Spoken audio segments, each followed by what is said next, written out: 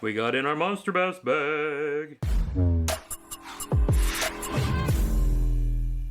That's right, we got in the October bag for Monster Bass. They pick the baits based on where you live and how you fish. I'm here in the Midwest and fish out of a boat and a kayak, and sometimes from the bank. So let's take a look and see what they have for us for the month of October. Now, right off the bat, early October is one of the hardest times of the year to fish in the Midwest. Those bass are still deep from the hot summer days, and don't start migrating back into the shallows for that big fall feed until a good, probably solid week of nights in the 40s. Here in Indiana, we're finally starting to get there, but my last several trips out have only yielded one or maybe two fish at a time. It's been a tough bite. I, for one, am looking forward to this big fall bite here at the end of October going into November as those fish move up and start feeding to pack on the weight for winter before they head back deep again. So let's see what we got. Got a nice patriotic Monster Bass sticker. Ooh. That's an Army thing that I don't know why I still do. Got our golden ticket. Make sure you tune in on Thursdays to Monster Bass live stream on YouTube. See if they call out your golden ticket number. They've been giving away hundreds of dollars in prize packages, rods, reels. It's pretty amazing. It's a pretty generous thing they do. Got a pamphlet introducing the Seeker series of crankbaits that Monster Bass just released. If you haven't seen the video that the Monster Bass Pro team put together on the Seeker crankbaits, be sure to go check that out. It's very well done. Really shows these crankbaits. Looks like we got an updated motto for Monster Bass. Hand-picked baits based on where you live and fish. Love that concept. Another one of the cool things Monster Bass does is highlights those Monster Bass subscribers who've broken their PB using Monster Bass baits. It's pretty slick. Then we got a list of all the different baits, a little description about them, and what their value is. Then on the back, a little Monster Bass team spotlight on Alex. Pretty cool information. Have to check out his channel. Alright, so let's dive into the bag. For those who don't know, Fishing with Gramps is based right here in southern Indiana. What should I as an experienced angler be expecting for this time of the year based in Indiana? Like I said, the bite has been tough. Eventually the bite will pick up and those bass will start packing on food for winter.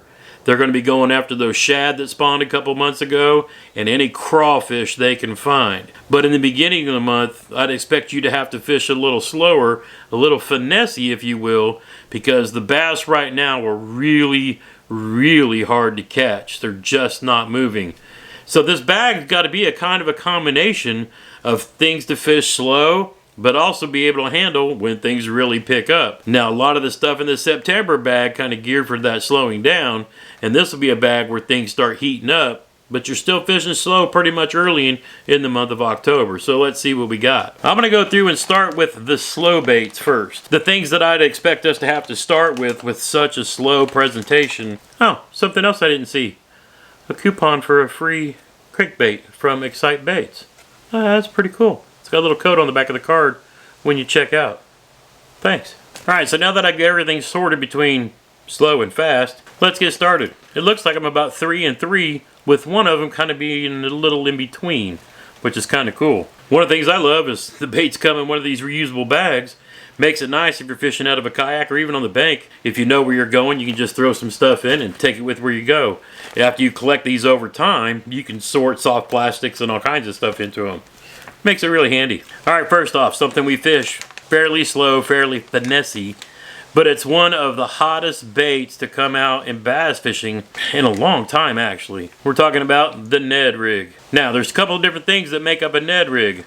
The Ned head, which in this case, Monster Bass came out with some. This is a really nice 1/8 ounce EWG or extra wide gap Ned head with the green pumpkin front. Monster Bass has gotten into the terminal tackle business, and I really like that because they have a lot of really good stuff. And to go with those Ned heads from Strike King, we got the KBD Ned Ochos.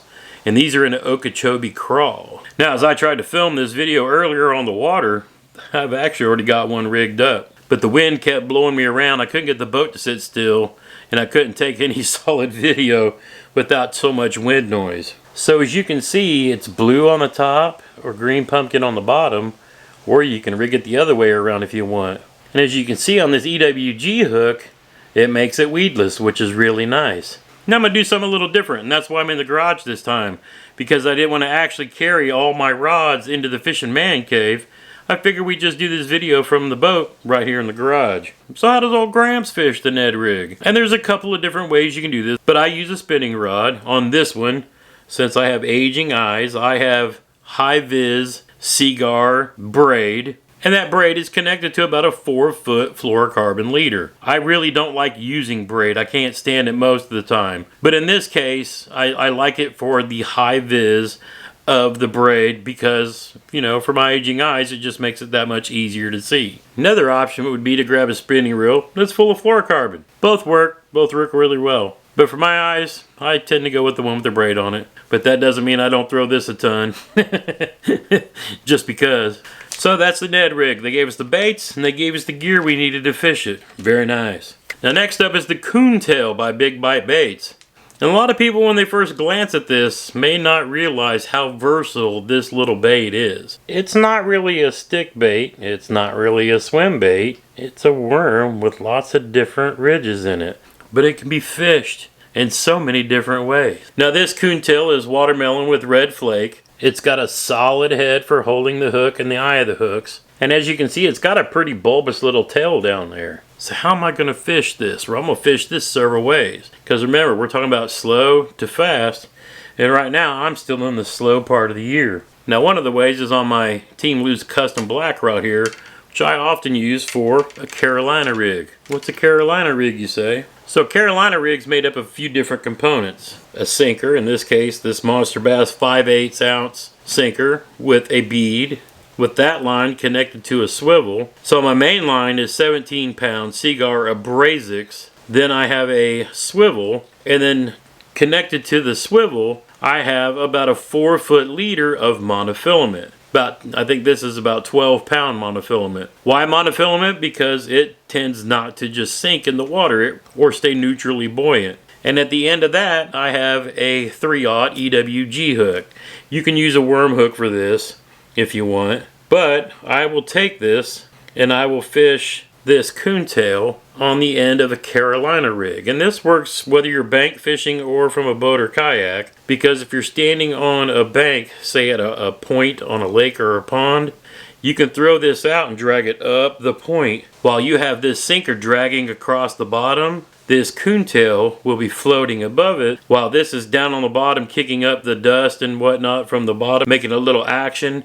This weight clacking against this bead, making little ticking noises. This will be riding right behind it, a little bit above the bottom, and the bass will see that and snatch it up. And that's a Carolina rig. Just fish it slow, lift and reel a little bit, and let that coontail float in the water above it. Now, if you don't know how to tie these rigs that I'm talking about, watch my shorts on the channel, as I will be uploading various knot tying and rigging videos for the various different knots and rigs that I use, such as how to tie on a chatterbait, how to tie on a jig, and I've already done one for how to tie on and rig a Texas rig. And speaking of Texas rig, that'll be the next way I throw this coontail. I have an 1/8 ounce MONSTERBASS Tuxton bullet weight followed by a worm hook that I'm using with this medium heavy Dobbins Champion XP rod and Lew's Pro TI reel. It's a 7-5-1 gear ratio. Now don't let the equipment intimidate you. This is what I fish my tournaments with. In the description down below, I'll give several different options for rod and reel combos based at a few different price ranges in case you're shopping for technique specific gear. And I'll do that for each one of these baits that we're demonstrating today. They all catch bass. Now another way I'm going to fish this slowly, the more finesse ways, on a spinning rod again, is using a little shaky head. It's a little ball weight with a hook that you just throw out, let it hit to the bottom, give it a little shake, and let this tail dance in the water column. Again, sticking with our slow, lethargic, really slow presentations that kind of, you got to put these baits in front of the bass's mouth to get them to eat this late September, early October times of the year till that heats up. But a shaky head's a good way to do that. Now when things start speeding up and it starts heating up a little bit, I'll even pick up the pace a little more. I'll grab my 7-foot medium heavy action rod and a wobble head. Now I'll cast that little football head out there, and as you can see, it's free floating from the football head. So as this football head's dragging across the bottom, this hook is free to move behind it. If you're an experienced angler, you've seen this before with the biffle bug. But there's enough action in this coontail. When you throw it and it hits the water, it'll trap little air bubbles in these ridges. And as you're dragging it across the bottom, it'll slowly release those and maybe entice a bite. You can see on the end of this one, I've dipped it in chartreuse just a little bit, just to give it some contrasting colors. So as it's dragging across the bottom and moving, that tail stands out a little more and gives us something to strike at. But those are some of the ways I'd fish this coontail from Big Bite Baits. And notice, it's a full pack. It's not a little sample pack. It's one of the good things about monster bass. Now the next one is a little swim bait, and it's from a company called On The Spot Baits. They hand pour these here in the USA, and they're new to the monster bass lineup, and they're pretty slick. For that still slow presentation, grab your spinning rod, grab your drop shot hook, grab your monster bass tungsten drop shot weight, and give this little baby a dangle. Oh yeah. It's small enough, light enough that when you twitch it, it'll still make that little paddle tail go to work and entice some strikes. Then when things start heating up, you can use it as a little swim bait. Just about those right size for those little shad spawns. So if you have, this is a little bit bigger swim bait head. If you have those little smaller swim baits that are just like the round lead ball, those will work really well with this as well. Now this is 3.3 inches. They call it the Slim Swim in the Bluegill Flash.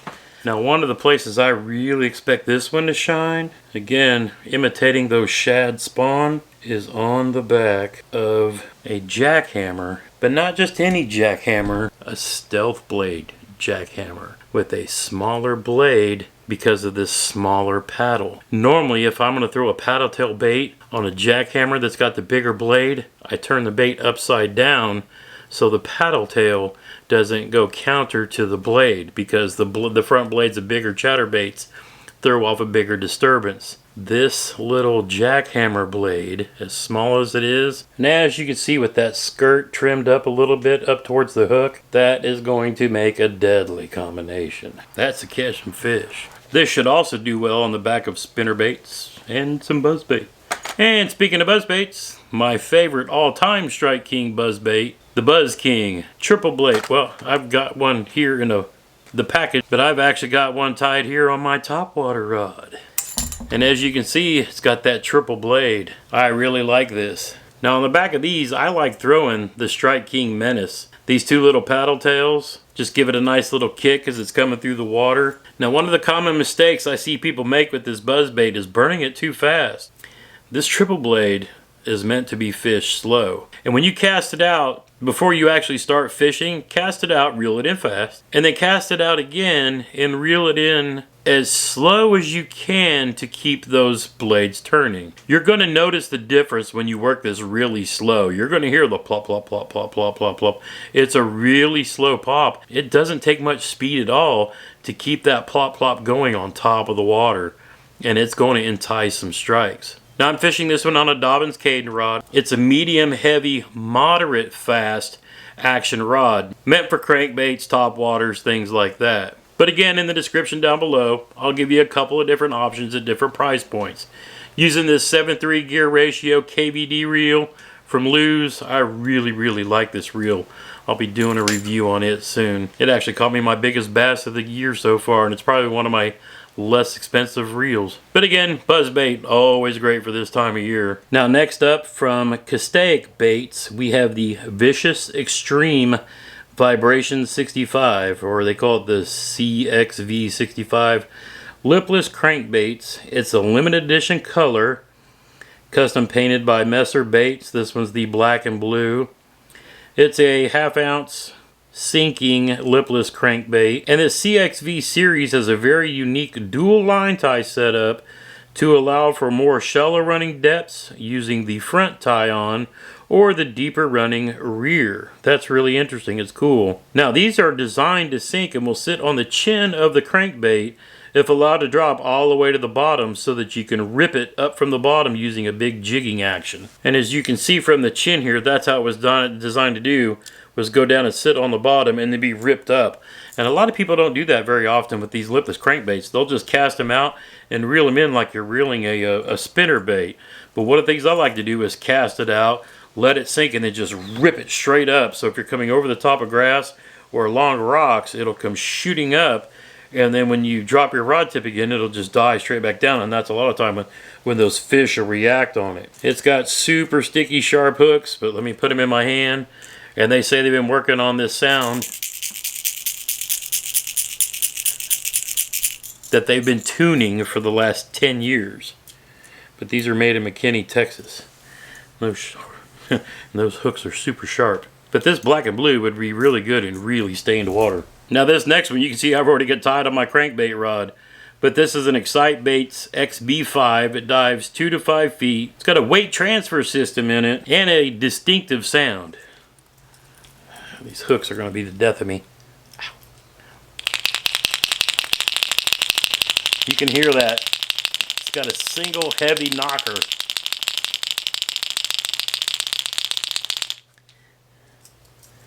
That has got to drive fish crazy coming through the water. I've actually already got this one tied on. I was able to fish and cast it out a few times before I got blown off the water. And when you're dealing with crankbaits and you don't want to stab yourself in the hands all the time, get yourself one of these bait sacks. I'll put a link down in the description below.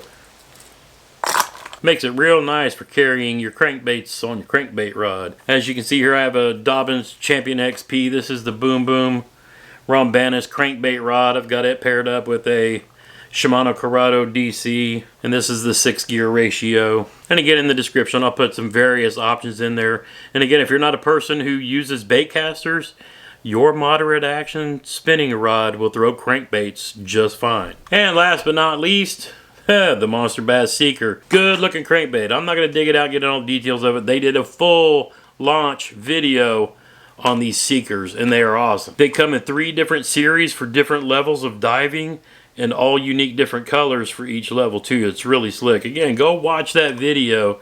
This is going to be a really good crankbait. And I heard a rumor that Monster Bass is going to be selling these in Walmart. All in all, a great bag for Monster Bass this month. Phenomenal choices.